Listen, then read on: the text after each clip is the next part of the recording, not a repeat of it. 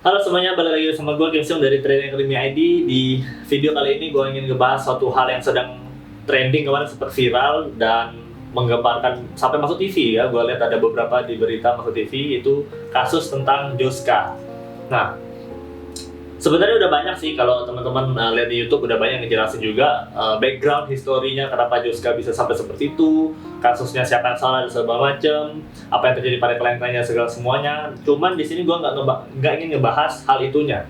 Yang ingin gue fokuskan di video gue ini adalah gue pengen kasih tahu apa yang bisa kita pelajari yang menurut gue betul-betul sangat tepat untuk kita ya, yang hal yang dapat kita pelajari dari kasus ini tuh bisa jadi contoh kasus yang sangat baik. Nah, jadi, tapi sebelumnya ya kita udah tahu semua kan kasus Joska yang menimpa Joska sekarang itu seperti apa. Jadi awalnya Joska kita kenal sebagai financial planner yang sangat viral di sosial media, di Instagramnya terutama. Itu mereka suka membagi atau share-share cerita tentang sepasang keluarga atau orang, seorang pengusaha dan segala macam yang mempunyai bisnis kerjaan yang punya income, terus bagaimana mengelola segala macam, punya ceritanya very funny, very interesting. Gue juga salah satu pengikut Joska dulunya dan I'm very interested in their content, itu sangat bagus. Nah cuman terakhir viralnya adalah karena ternyata di balik itu semua mereka berinvestasi, melakukan hal yang di luar wewenang mereka. Seharusnya itu mereka menjadi manajer investasi ya, jadi mereka mengajak kliennya untuk berinvestasi di satu saham perusahaan tertentu. Yang gua tahu jelas kalian semua juga pasti udah tahu apa itu perusahaannya. Nah, cuman di sini balik lagi gue tidak akan fokus ke hal yang hal background permasalahan kasusnya, tapi gue ingin membawa kita ke hal yang bisa kita pelajari, apa yang bisa kita ambil dari kasus satu ini. Nah, yang gue temukan sebetulnya udah dari dulu gue sering menemukannya, tapi di sini di kasus Joska ini juga terulang lagi. Itu ada satu hal yang menjadi desire manusia sebetulnya. Gue juga sebetulnya termasuk punya desire seperti itu, dan gue rasa semua orang juga punya keinginan untuk hal ini, yaitu mempunyai suatu hal yang instan. Kalau di kasus yang satu ini adalah instant profit, instant money gitu ya, dengan kita menitipkan uang kita ke third parties yang kita percaya bisa mengelola uang tersebut tanpa kita perlu ngapa-ngapain, yang embel-embelnya memberikan passive income untuk kita. Oke? Jadi serba instan. Dan gua rasa tidak cuma di hal investasi sih, di semua hal di kehidupan kita pengen serba instan. Contohnya misalkan kita mau kerja nih, bangun pagi, kita harus kerja di Jakarta, melewati jalan macet tuh kalau bisa itu kita pengen bom semua itu mobil-mobil di jalan biar tuh rata semua, kita bisa lancar aja jalannya. Atau kalau ada Doraemon nih pintu kemana saja, ya kita pengen banget pasti ada pintu kemana saja dan bisa langsung dari kasur, dari kamar langsung bisa ke kantor, bukan? Nah jadi itu semua hal serba instan. Terus kita juga pengen suka dengan makanan instan yang cepat saji karena itu human desire, itu normal sebetulnya.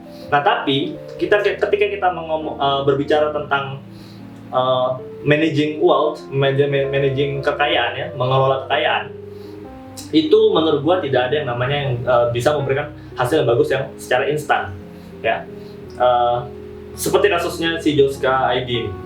Jadi ya kita harus mengerti ya, sangat harus menerima ini kalau jika kita berinvestasi ya, itu pasti ada yang namanya resikonya. Nggak ada ceritanya kita berinvestasi itu tanpa resiko. Jadi harus percuma kalau teman-teman semua berusaha cari di belahan dunia manapun, gak cuma di Indonesia, di Amerika, di UK, Inggris yang terkenal dengan service financialnya, mereka tuh tetap ada collateral damage-nya. Kalau berinvestasi ada risikonya yang bisa dialami ketika kita melakukan investasi. Ya baik itu kita berinvestasi secara pribadi maupun kita titipkan uangnya ke third parties, yaitu manajer investasinya secara sertifikasi pun sudah ada sertifikatnya. Itu tetap mereka pasti akan bilang bahwa ada resiko yang bisa dialami ketika kita berinvestasi. Nah, jadi stop dreaming about berinvestasi yang bisa 100% mulus perjalanannya tanpa ada resiko. Nah, jadi ketika kita sudah menerima kenyataan tersebut, ya, ketika kita mau secara instan hanya mendapatkan passive income dengan menaruh uang kita ke manajer investasi, yang sebetulnya mereka pun manajer investasinya itu bisa melakukan kebodohan, bisa mengalami resiko, ya. Nah itu kita kayak we got nothing from dari hal tersebut gitu. Nah, jadi makanya yang selalu gue tekankan ya ketika gue juga mengajar di Trading Academy ID ke semua member-member gue, itu adalah ya we have to enjoy the process dalam belajar berinvestasi maupun trading in financial market. Seperti hal layaknya sebuah vas bunga yang indah, itu dia perlu ada prosesnya untuk dia jadi vas indah yang bunga tersebut. Dia perlu dari tanah liat mungkin dihancur-hancurkan dulu, diremas-remas, di segala macam, diputer-puter, dibakar. Itu prosesnya untuk dia bisa menjadi hal indah tersebut. Dia nggak instan secara dari bongkahan tanah liat tersebut langsung jadi vas bunga, tidak. Dia perlu melewati prosesnya. Nah, ini prosesnya itu yang penting sebetulnya ketika kita ingin menurut gua melakukan apapun dalam hidup ini, termasuk berinvestasi di financial market. Prosesnya itu yaitu yang bisa kita lewati adalah kita belajar, ya kita langsung ceburin diri kita ke financial marketnya, ke capital marketnya, ke futures, ke commodities, market apapun yang menjadi instrumen keuangan. Itu kita langsung terjun aja sendiri. Dengan kemudahan teknologi yang ada zaman sekarang, kita bisa membuat RDI atau rekening dana investasi itu sangat mudah. Kalian tinggal buka website OJK, mereka tuh punya sekuritas yang memang di bawah mereka. Kalau kalian memang mau sekuritas yang under OJK, kalian tinggal klik OJK, cari yang sekuritas yang di bawah OJK. Atau kalau kalian mau yang offshore atau yang di luar negeri, kalian juga bisa cek. Intinya tinggal cari di Google sekuritas gitu. Nah, dalam 3 hari gue jamin kalau kalian memang sudah memenuhi kriteria, yaitu punya NPWP, punya KTP, nah itu kalian udah pasti dalam 3 hari maksimal proses pembuatan RDI-nya bisa terjadi. Kalian akan dapat ID dan passwordnya, kalian langsung bisa akses IDX. Kalian bisa langsung ke Bursa Efek Indonesia dan kalian sudah menjadi investor single, pribadi, tanpa kalian harus titip duit kalian ke manajer investasi. Kalian harus bagi komisi lagi, belum tentu profit lagi, kalau profit sharing lagi. Nah, itu kan banyak cost-nya gitu. Kalau kalian mau melewati prosesnya itu belajar berinvestasi atau trading sendiri, itu kalian nggak perlu lagi cost-cost yang bagi profit atau mereka ngambil komisi dan segala macamnya. Kalian bisa tinggal dengan kemudahan teknologi itu tadi, kalian bisa tinggal register sendiri dan kalian bisa manual buy your own self with your own money. You go into the capital market gitu. Kalau di saham ya, jadi RDI itu untuk saham. Kalau di forex seperti gue memang mostly trading di forex. Ya, gue cuma perlu KTP, membuktikan gue warga negara Indonesia di broker gue, dan gue langsung bisa dalam 1 hari langsung muncul rekeningnya, gue bisa langsung trading. Jadi very simple sebetulnya. Dan itu semua bisa gue lakukan dari HP gue, dari PC, dari laptop, gue lagi di rumah, gue lagi di kantor, gue lagi bertemu teman gue lagi liburan. Gue bisa melakukannya gitu, dimanapun. Dengan teknologi yang ada sekarang. Nggak perlu, kalau zaman dulu beda, di tahun 1980-an atau di bawah 1900, tahun 1900-an, itu memang kita perlu call broker. Jadi kita harus di rumah standby, telepon broker, tolong dong, masuk sini 1 lot, tolong dong, beli ini 2 lot, gitu-gitu. Kalau sekarang tinggal, ya internet, thanks for 4G, sekarang mau 5G, kita udah bisa langsung sekali klik, dalam hitungan milisecond, dia langsung eksekusi trade-nya masuk ke server di Bursa Efek Indonesia. Nah, itu hal yang sebetulnya kalau kita mau explore gitu ya, reksadana, reksadana, kita atau nitipin uang ke investment bank, kita nitipin uang ke third parties, P2P lending, itu udah nggak perlu lagi sebetulnya. Itu sebenarnya jasa yang menurut gua itu tidak perlu kita ambil. Karena itu semuanya ujung-ujungnya mereka juga reksadana. Misalnya kita ngomong reksadana, itu mereka tuh tetap berinvestasi ke saham, pakai manajer investasi mereka yang mungkin memang punya sertifikasi, yang sebetulnya balik lagi ke hal pertama yang gue bilang, kalau berinvestasi itu tetap ada resikonya dan mereka bisa juga loss gitu. Kayak contoh lain juga kayak Jiwasraya, sebesar itu BUMN mengelola uang pensiun rugi juga gitu. Jadi memang daripada kita titipkan uang kita ke manajer investasi, menurut gua baiknya adalah kita belajar, mau melewati prosesnya, tinggal ya cari aja di internet atau cari orang-orang yang memang kalian percaya, minta untuk diajar, bukan untuk titipin duit dong. Sama gini, dengan pemikiran psikologikanya yang gue punya juga adalah ketika gue menitipkan uang ke orang gitu ya, gue percaya gue punya temen, gue percaya 100% sama dia, gue titipin aja duit gue. Gue taruh 100 juta. Oke, 100 juta gue taruh. dia handle semuanya, gue hanya berharap passive income terjadi sama dia.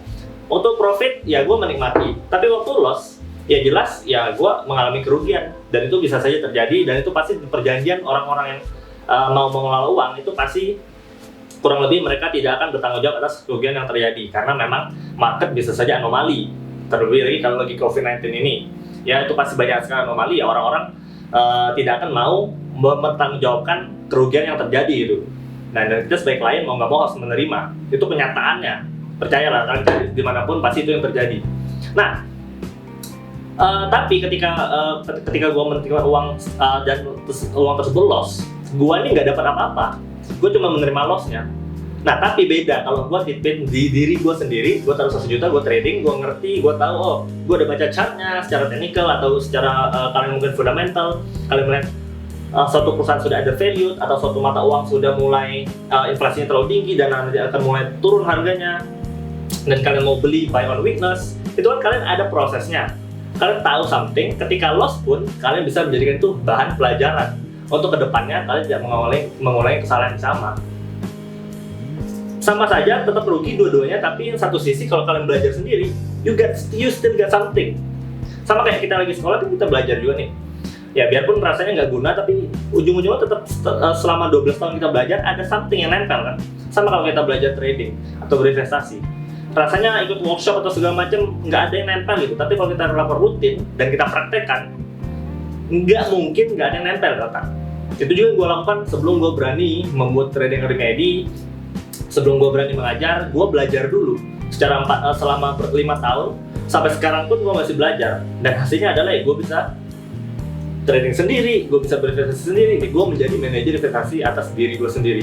Isn't that better? Itu yang pengen gue bawa, fokuskan ke kita gitu, sebagai ya anak milenial segala macam.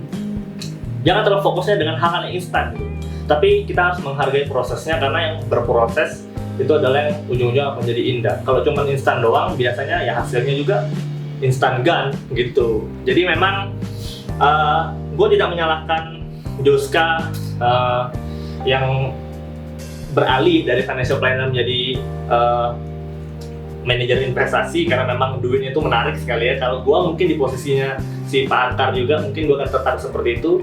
Tapi gue juga tidak mau membenarkan hanya kliennya, karena gue juga udah mengumpulkan beberapa, gue udah nonton video-videonya segala macam.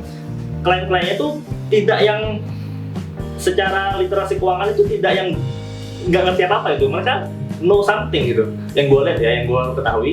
Tapi ya itu menjadi pertanyaan gue selanjutnya, kenapa mereka yang sudah mempunyai knowledge about financial market tetap mau segitu percayanya sama Joska ketimbang diri mereka sendiri. Kalau gue jadi mereka, I will never do that. Gue ya ketika gue mengelola uang gue sendiri, yang gue percaya adalah diri gue sendiri, karena that's the truth again. Siapa yang bisa care atau peduli about us selain dari diri kita sendiri gitu.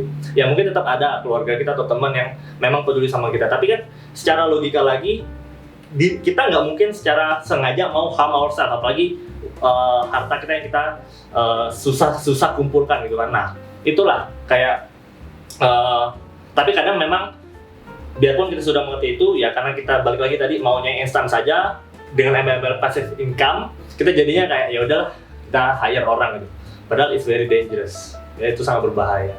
Jadi gua dengan sekali lagi dan gua ngomong ini bukan karena gua punya trading remedy, gua cuma fokus di ngajar, tidak. Gua juga menjual robot gitu kan. Gua juga menjual produk yang secara otomatis kalian bisa cuma taruh uang dan jalan sendiri. Nah, kalau gua ngomong ini berarti mencoreng nama robot gua kan.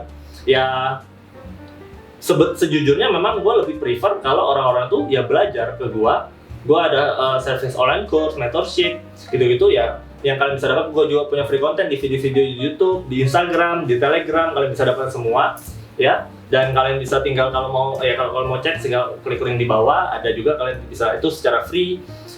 Gue menyediakannya juga, dan itu yang lebih gue prefer untuk lakukan itu kak.